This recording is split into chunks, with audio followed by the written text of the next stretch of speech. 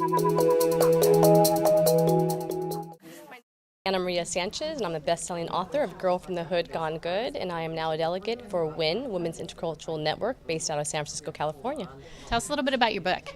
Well, my book is part memoir, revealing the sexual abuse that I went through and the domestic violence I endured for 2 decades of my life. I am now 44, and that is joyfully behind me, but I did go through severe domestic violence, an attempt on my life by the man that I loved at that time, and I did manage to put him in prison, but then also the catharsis that happened once I forgave him and went into spiritual counseling to be able to heal.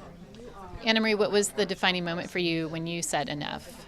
There were several. It was a buildup. It wasn't just overnight one day. It was over years of questioning and asking myself, what is it about me that keeps attracting these relationships, and why do I feel less than zero and that kibbles and bits is what I deserve for love?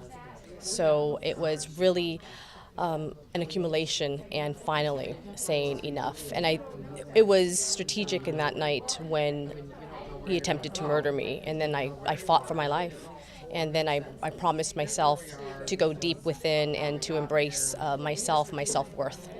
How has that influenced the work that you're doing now, especially for women? Vowing to protect others, and I always was a person like that, to go help another person. There was part codependency in that, but I think every time I went to go save someone else, it was a way to save that little girl in me each and every time. And once I got healthy and healed, I realized how to incorporate that same value, but with boundaries, and also compassion and empathy for another, but also for myself at the same time. Can you speak to the power of bringing women from all around the world together here for the UNCSW? It has been incredible for me. There was so much I did not know, because we live in such a privileged state, and in San Francisco there are so many opportunities for women that I did not realize that so much was still going on, such as stoning or burning witches still in India. I was stunned to find that out. So the awareness now that I have, and being able to bring that back to my community to make them aware and awaken them that we have to stand together as sisters. So yeah, bringing back the awareness, what is one solution in general, a takeaway that you will bring back to your community in the Bay Area? I believe a lot more media has to happen.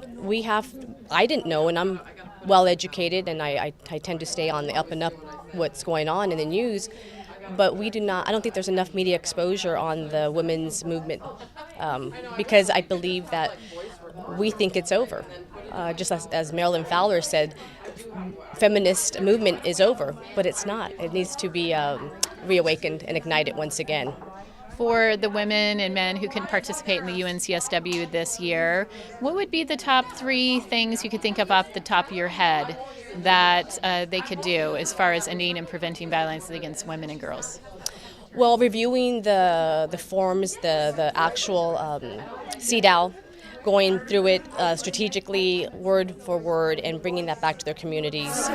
Calling agendas, calling meetings in their hometowns to bring the document to their people, to their communities. And what would be another action? And calling up radio shows, calling up to bring attention to this and to let the communities know in our own backyard what's happening globally. Using your voice. Using the voice, yes. What would be your message to women around the world? We're here for you, and we hear you, and we see you, and we're banding together, and we're coming. What would be your message, since it is around any violence against women and girls, what would be your message to the men and the boys? Compassion and empathy.